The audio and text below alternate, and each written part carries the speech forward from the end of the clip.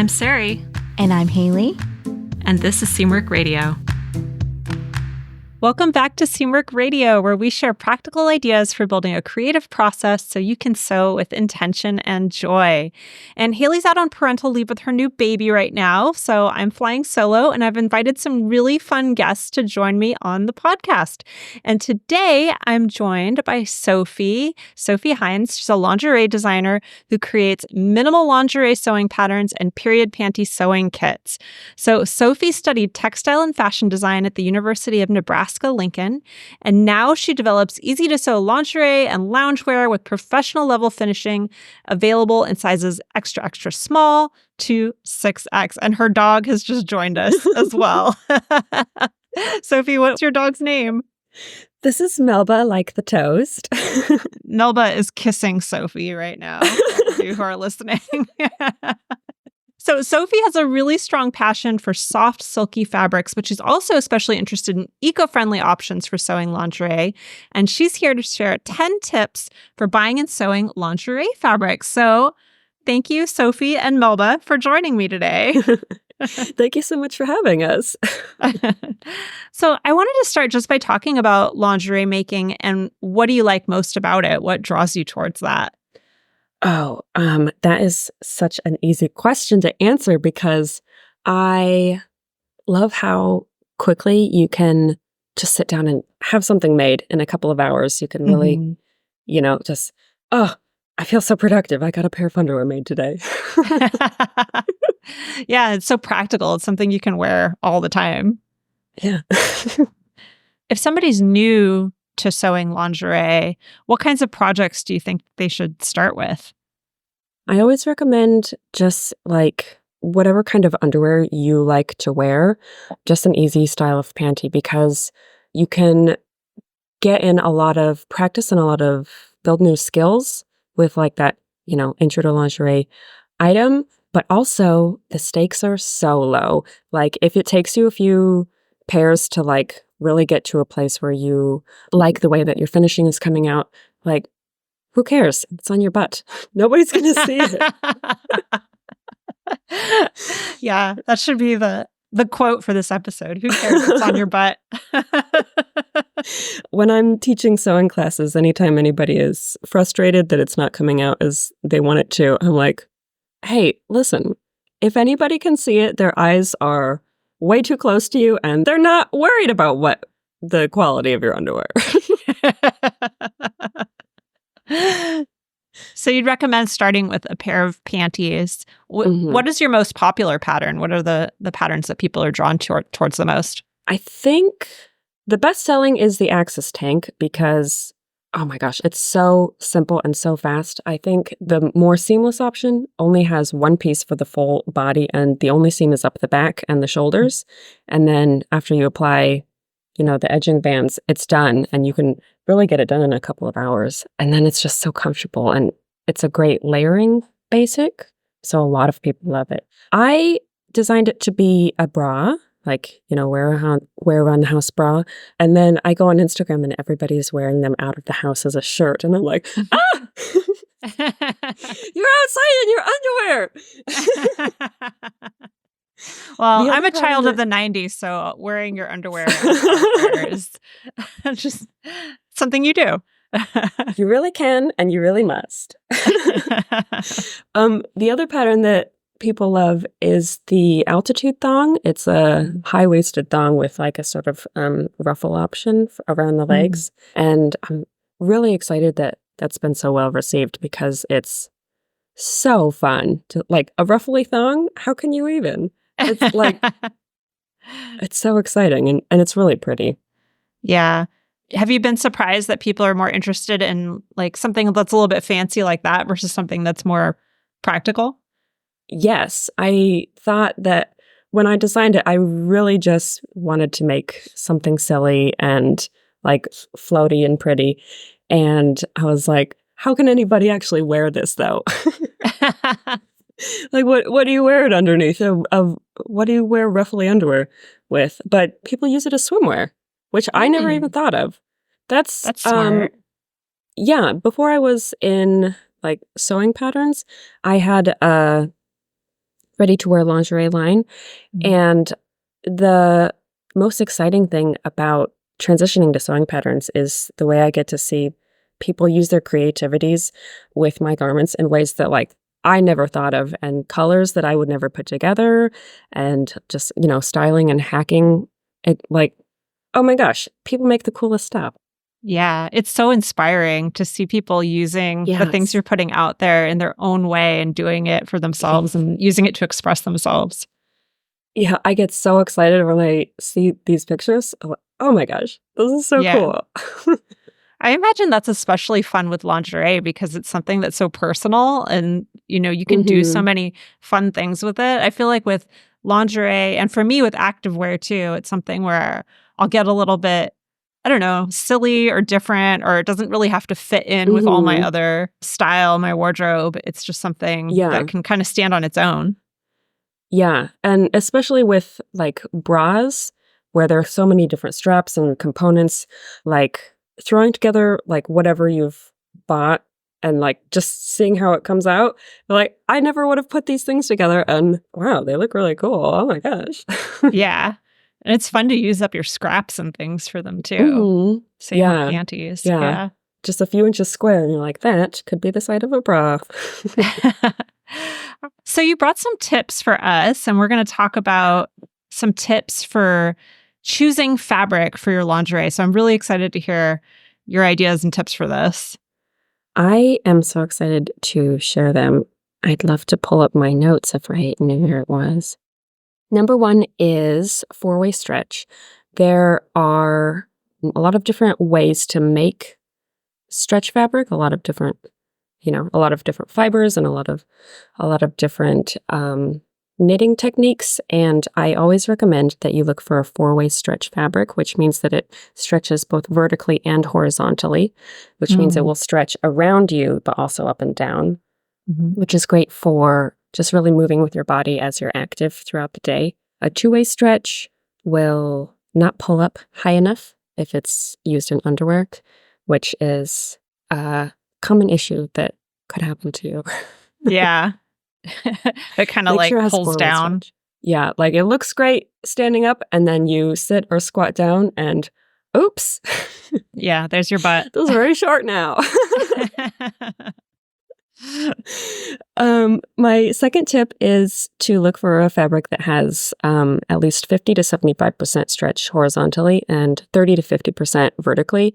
This is like, there's all different kinds of stretch amounts depending on the project that you're looking for. But if you want to just build up a stash of knit fabrics that will work for almost any project, those are my stats to look for, so that any lingerie or like layering options or leggings or bodysuits, that percentage of stretch will work for all of those different projects. Okay. So if you're shopping online and it doesn't say, the stretch percentage, let's say you order it, is there a way once you have it in your hands for somebody to know how much stretch a fabric has if they're not sure? Yes. I do find with shopping at indie fabric stores online that I have several times emailed them to double check the stretch of a fabric, and indie fabric suppliers are so generous with their time. If you don't have that information, you can order a swatch. And the way to test or measure stretch is to mark out 4 inches or 10 centimeters of your fabric, and then just stretch it along a ruler. And every inch that it stretches is 25%. Every centimeter it stretches is 10%. So if you have your 4 inches and it stretches 2 inches, then, that's a 50% stretch.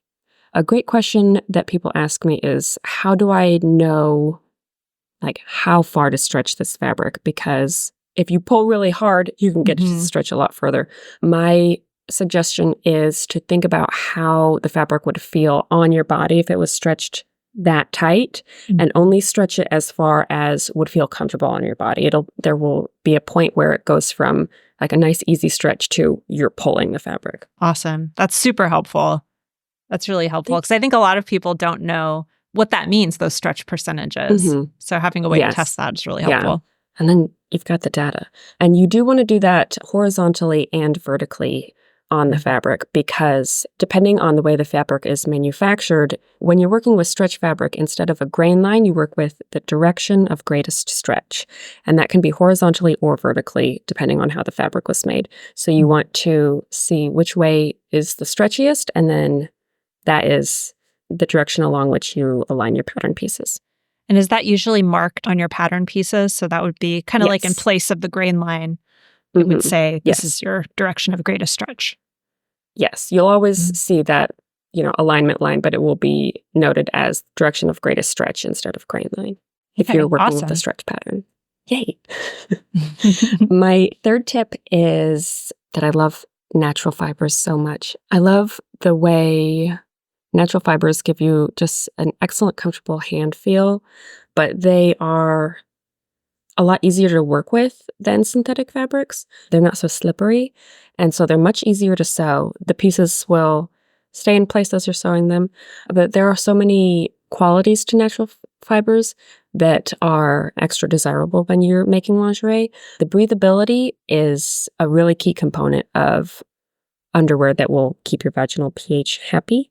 Synthetic fabrics really maintain a lot of moisture and heat, which is not great. So natural fibers that you will see in lingerie are a lot of cotton, silk blends. People like to use merino wool, and semi-synthetic that I like to use is bamboo or rayon fabric, which is derived from cellulose fibers, which is plant fibers. So it has those natural qualities and it's easy to work with. That's my favorite fabric, is bamboo rayon. Yeah, it's nice. It drapes well too. It's so soft. Yes. Yeah. And it's not quick to pill like cotton is sometimes. Number 4 is I stay away from 100% cotton fabric, which a lot of the time when you're sewing, a lot of people want to be in, natural fibers and sustainability and all of these things. But when you're working with stretch garments, 100% cotton fabric stretches out quickly and doesn't have any elastic to be able to retain its shape, so it bags out very quickly. And then your, garments will become too loose and not be close fitting the way you want them to. So I do recommend a percentage of elastic fibers, which is my tip number 5, actually. I've often seen 100% cotton used for the gussets in panties. Is that something that you would recommend? Yes. I always design my underwear to have a full double layer gusset. There are so many different kinds of construction options for the gusset to add in that second layer, but you can add in the internal layer. You can do 100% cotton, and that will really allow great breathability in a way that isn't contributing to the fit, in the main part of the garment. Yeah. So it doesn't affect the long-term fit and elasticity. Wearability. Yeah. Yeah, because that's an area that you don't really have to worry about stretching out. Yes. There's so much science in underwear. Who could have known?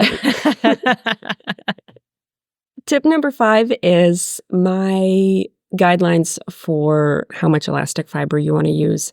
My preferred amount is 3 to 5% stretch, or 3 to 5% elastic fiber, which will be listed as spandex, lycra, or elastane.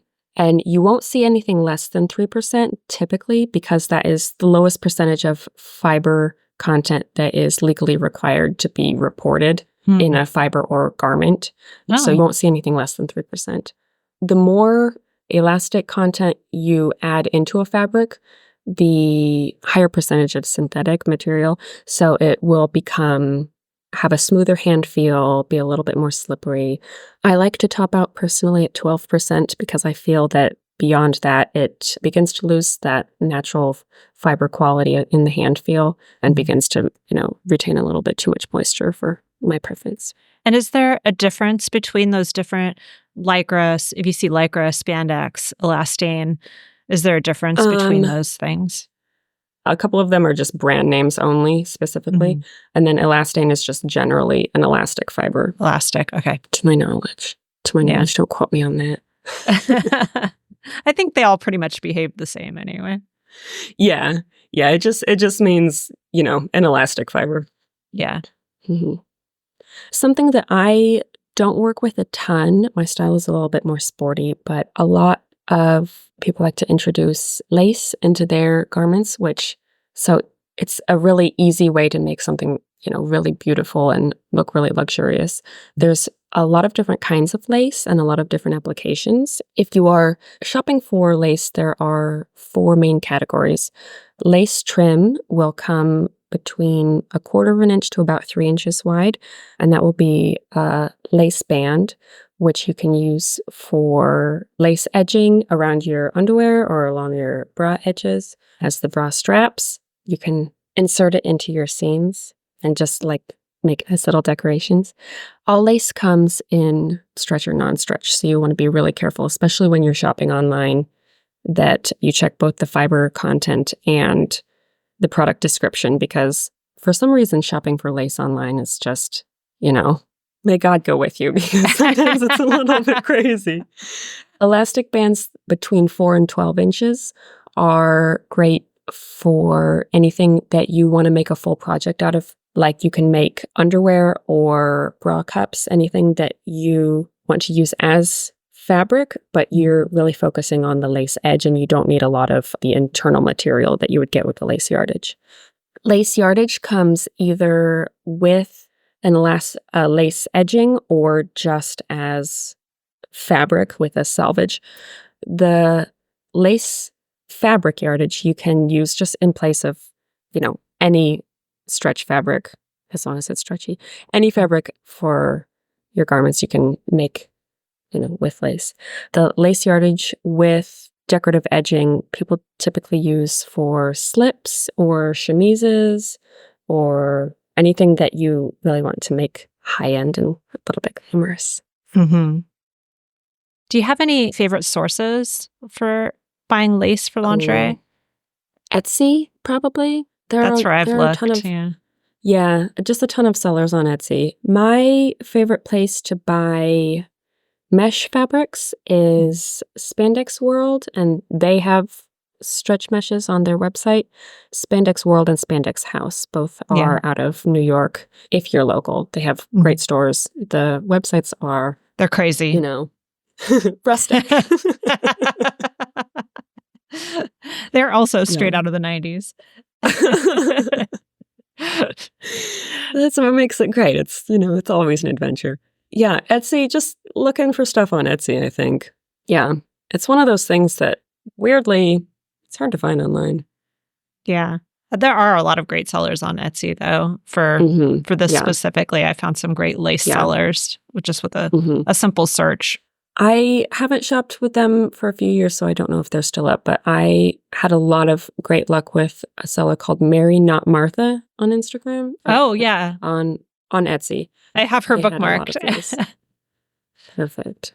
You already got the gas. My tip number 7 is stretch silk. There are really lovely silk fabrics that have elastic content in them. So they are woven, but with the elastic content, they have a little bit more stretch and recovery. So you can cut those on the bias and get some really lovely pieces out of that. I have a friend, her name is Angela Friedman. She makes made-to-order luxury lingerie in England, and she uses bias cut silk for her panties and camisoles and slips, and really lovely pieces. If you want to make, really, really luxurious pieces. Yeah. That's an area where I feel like you can really, by making it yourself, you can really save a lot of money compared to buying something off the rack, because you can use those really luxurious materials. I also love using silk cotton blends. They're generally pretty affordable, and sometimes they'll be double-sided, so one side will have a matte side and one side will have a satin finish. The introduction of the cotton makes it really easy to work with. I like to make like woven t-shirts out of that for sleep. Just garments that just feel really luxurious and soft on your skin, but because of the cotton, they're easy to take care of. I love that idea, especially for sleepwear, like you're saying. Yeah. Well, sleep shorts, who couldn't want it? Little pair of boxers, that'd be fun. Yeah. My tip number 8 is to stay away from high content poly blends. This is a write-in from my housemate Anne, who she said to tell everyone to stay away from double brushed poly. Every time she's fabric shopping, she always picks it up and says, "Oh, this is so soft and lovely." And every time she brings it home and makes something out of it, she comes out and it's like, "Oh my gosh, I'm so sweaty." She said, "You have to tell them." It's a She's trap. been burned too many times. Yeah. Yeah. Anything that's a really high content of mostly synthetic materials, unless it's been engineered to be specifically wicking or to have an open, breathable structure like a nylon mesh, it will, not be comfortable long term. Yeah. Actually, I wanted to ask you about nylon. Is that something that you use very much? I do use nylon stretch mesh. I love the visual interest you get with color blocking. To have sheer panels, I think that's such a fun way to add visual interest to your garments without adding anything too crazy that, you can see through your clothes. It's a nice smooth texture that blends in really well across garments, so it doesn't create any bumps or texture under your clothes, which is one of the reasons that I don't use lace a lot, because you can see it through lightweight clothing. Yeah. Just because of the texture. Tip number 9 is to try using anything you like. If you are at the fabric store and you pick something up and like, "Oh, this would be so pretty in underwear," then try it and do it. And maybe you'll find your new favorite fabric. Who knows? As I said before, it's underwear, It's not high stakes. You'll find out. I love that tip. And because I've come across some really beautiful, luxurious, stretch silks and things like that. And I see them and they're rather expensive by the yard. But then if you're just making a pair of panties or you're making a little, half slip or something small like that, you don't really need that much. So it's a great kind of fallback for those really special fabrics that you come across. Yeah, you can fit a lower mid-rise panty on, half a yard of fabric. So especially if you're shopping remnants or, secondhand fabric, you can really explore a lot for not that much money. Yeah. It's a great tip. Yeah. My tip number 10 is don't worry about it. It's underwear, you try new styles and new fabrics and new trims, and you only have to make one pair and, wear test it to see if you like it or don't like it. And then you can change it up, try something new. Yeah, it's a really easy way to really hone your knit skills, or if you're working with, lace or silk, your higher quality finishing skills in a way that nobody has to see. You can keep it private. Yeah. Yeah. And I think they're so fast. Sophie, I think that's a great philosophy for living. Don't worry about it. I think if you could apply that sewing lesson to the rest of your life, you'll be in good shape. That would be, man, I could be doing so great.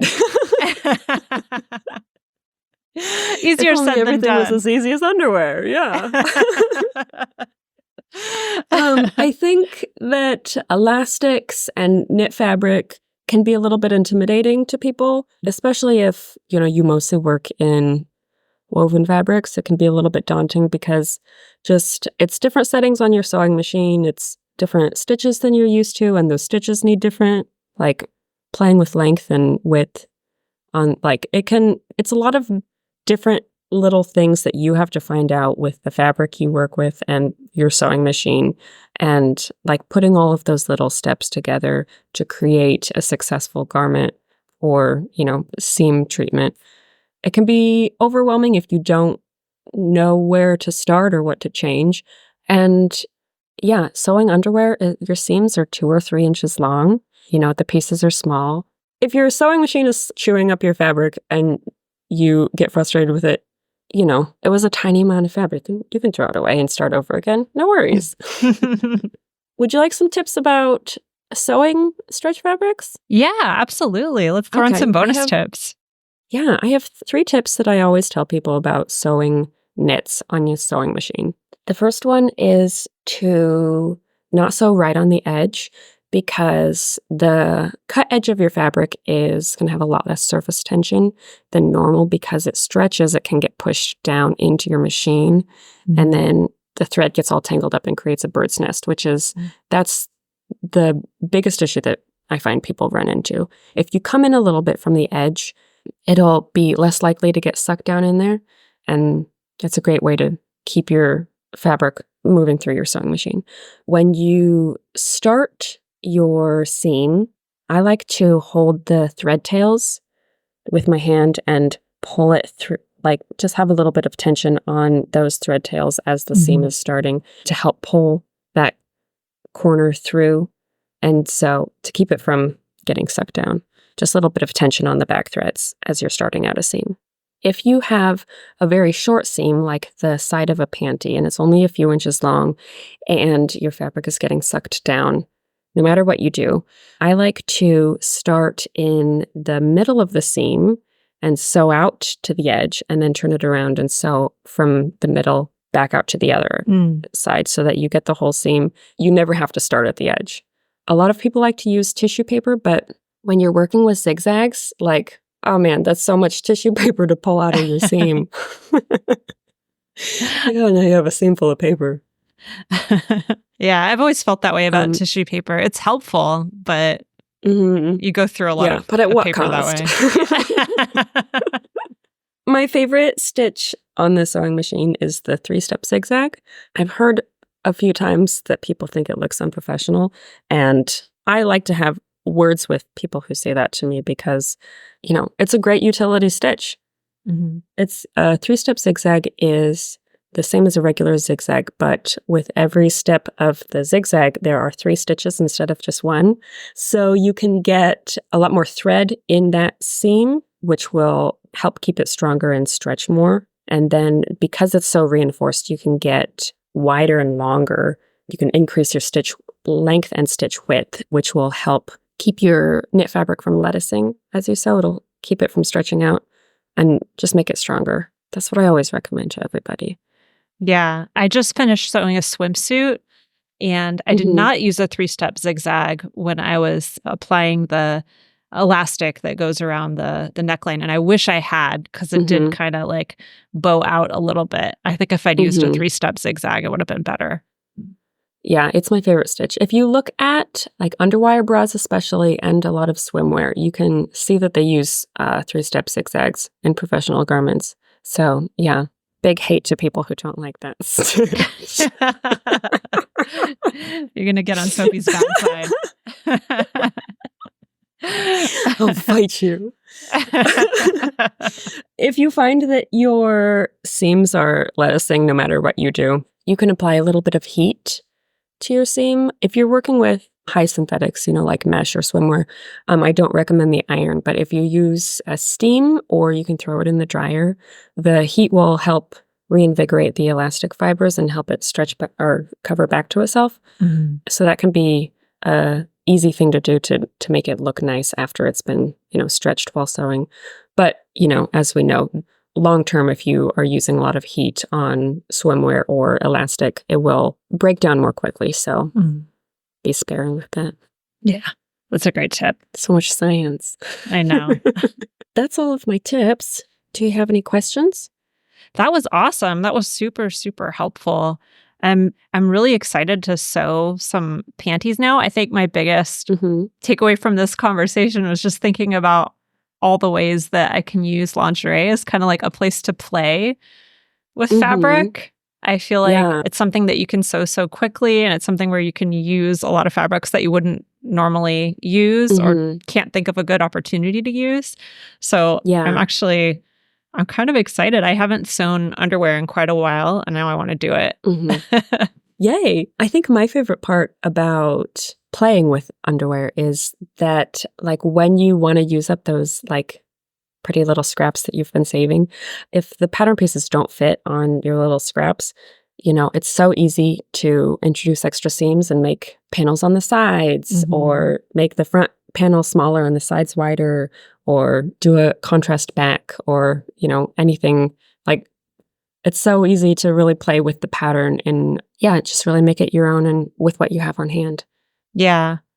And I think if you're listening and you're new to sewing lingerie and it's something you want to try, it's also really helpful to have great patterns like Sophie's to work with, like somebody who can kind of guide you through the whole process. I think that's really helpful. For me, I'm a hands-on learner, so I really like learning from a good pattern and just trying a project and looking things up as I go. I think that's a great way for a lot of people to learn. So I definitely want to encourage you to check out Sophie's patterns. Yeah. I also recommend my patterns. I include a lot of finishing options, and I make sure there are instructions if you're using a serger or a sewing machine. All of my patterns you can make with just a sewing machine if that's what you're working with. And I provide instructions for all kinds of finishes. If you're making underwear, there will be instructions for using fold-over elastic, lace bands, picot and decorative ruffly edging. There's instructions that walk you step by step through any option you can think of.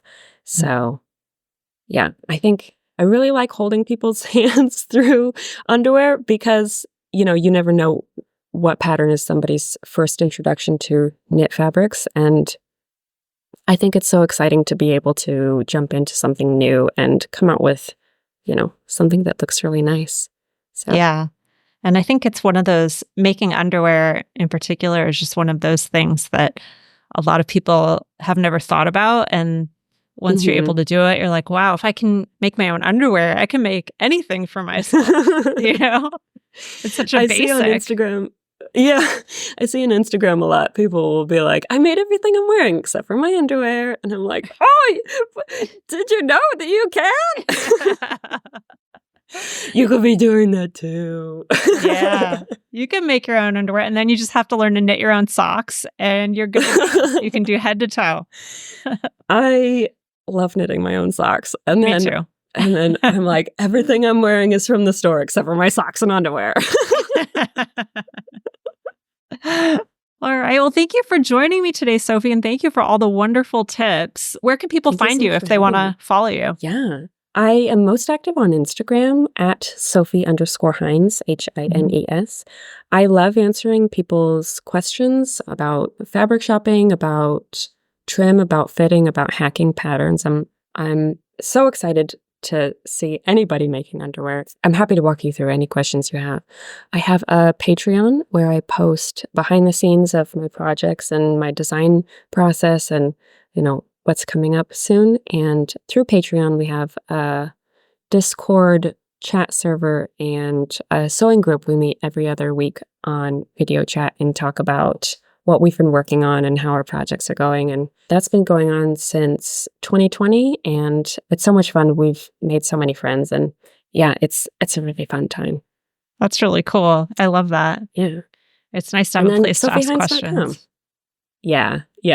There was one sort of winter where like 4 of the people were getting married and making their own wedding dresses. And that was the coolest, most fun thing to check in every couple weeks and see how all of these gorgeous dresses were going. It was, we are like just following each other's lives and in a really fun way. Yeah. Yeah. That's really cool. That's what I love about the sewing community. People just support each other like that. It's awesome. Yeah.